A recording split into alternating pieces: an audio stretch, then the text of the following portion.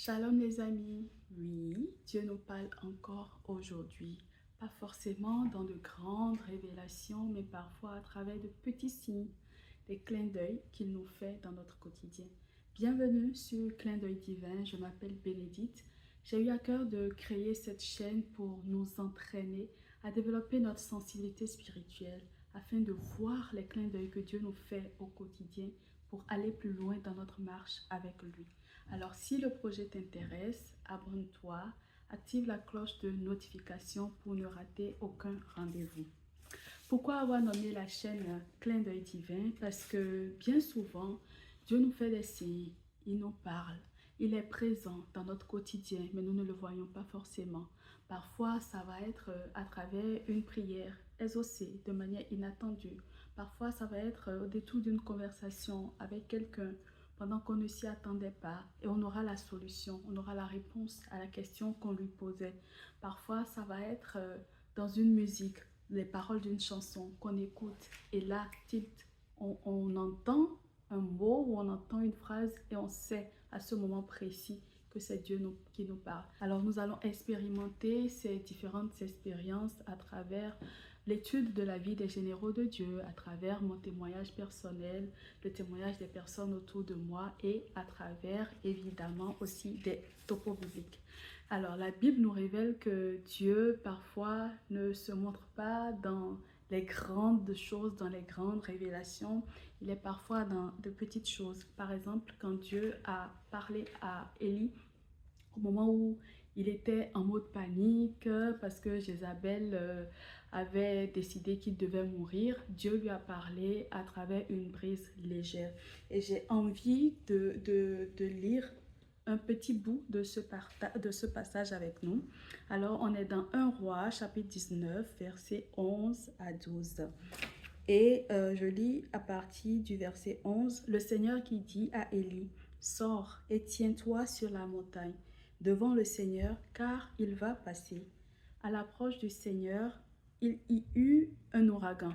À l'approche du Seigneur, il n'était pas encore là. À l'approche du Seigneur, il y eut un ouragan si fort et si violent qu'il fendait les montagnes et brisait les rochers. Mais le Seigneur n'était pas dans l'ouragan. Et après l'ouragan, il y eut un tremblement de terre. Mais le Seigneur n'était pas dans le tremblement de terre. Verset 12. Et après ce tremblement de terre, un feu, virgule. Mais le Seigneur n'était pas dans ce feu. Et après ce feu, virgule, le murmure d'une brise légère. Et c'est dans le murmure de la brise légère qu'était le Seigneur. Aussitôt qu'il entendit, ça c'est le verset 13, Élie se couvrit le visage avec son manteau parce que Élie a compris que le Seigneur était là, dans cette petite brise, dans ce petit murmure de la brise légère, le Seigneur était là.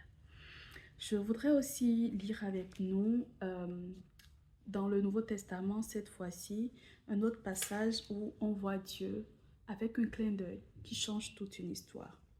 Alors, on est dans Jean, Évangile selon Saint Jean, au chapitre 1, verset 47 et suivant. Je voudrais commencer par le verset 45, où Philippe trouve Nathanaël et lui dit, « Celui dont il est écrit dans la loi de Moïse et chez les prophètes, nous l'avons trouvé. C'est Jésus, fils de Joseph de Nazareth. » Nathanaël répliqua, « De Nazareth peut-il sortir quelque chose de bon? » Philippe répond, « Viens et vois. » J'aime beaucoup comment les Anglais le disent, « come and see ». Ok, viens et vois.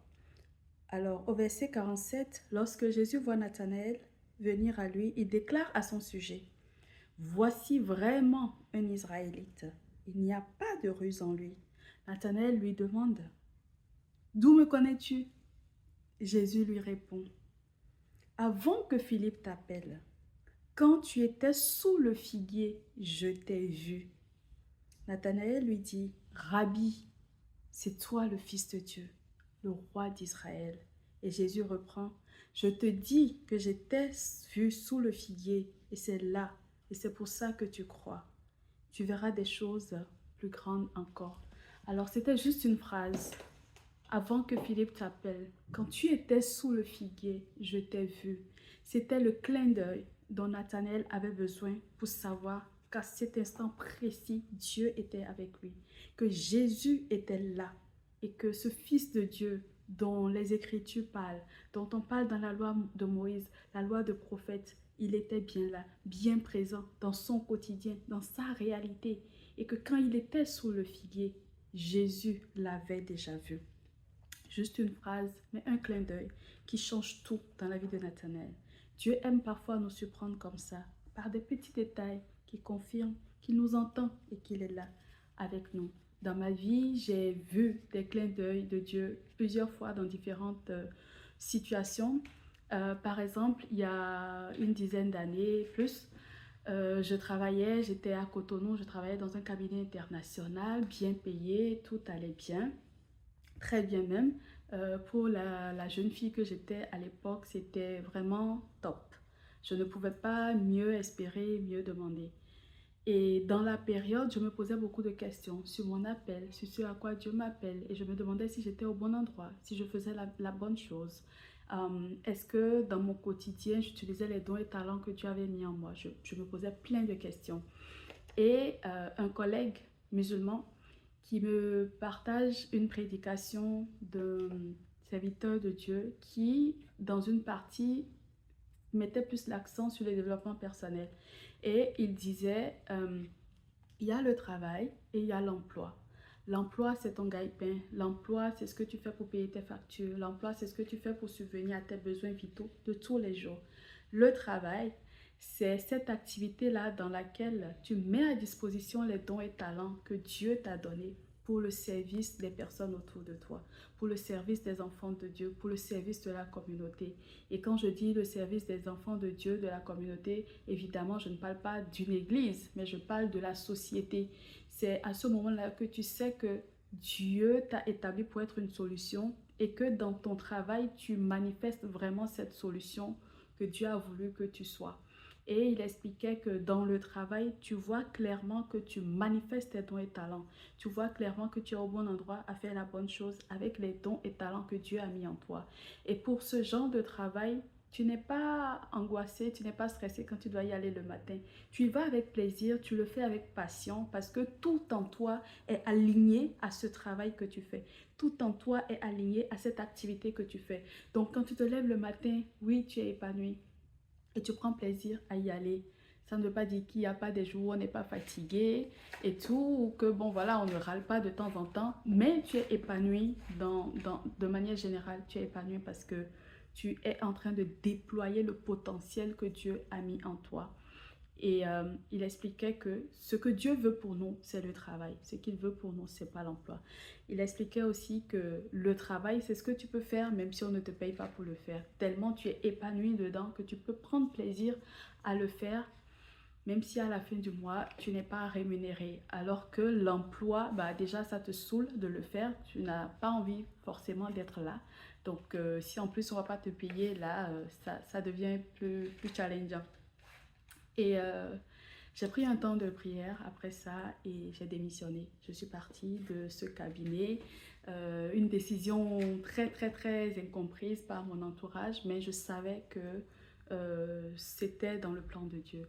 Et pour moi, ce message, cette portion, cette phrase était exactement le clin d'œil de Dieu que j'attendais pour savoir quel devait être le prochain move de ma vie. Et je vous assure, jusqu'à aujourd'hui, je rends grâce à Dieu d'avoir écouté ce message, d'avoir entendu ce clin d'œil et d'avoir fait le pas qu'il fallait. Si, comme moi, vous avez expérimenté Dieu dans votre quotidien, dans des petits clins d'œil comme ça, s'il vous plaît, n'hésitez pas à partager ça en commentaire pour encourager d'autres personnes. Que Dieu vous bénisse. Merci de m'avoir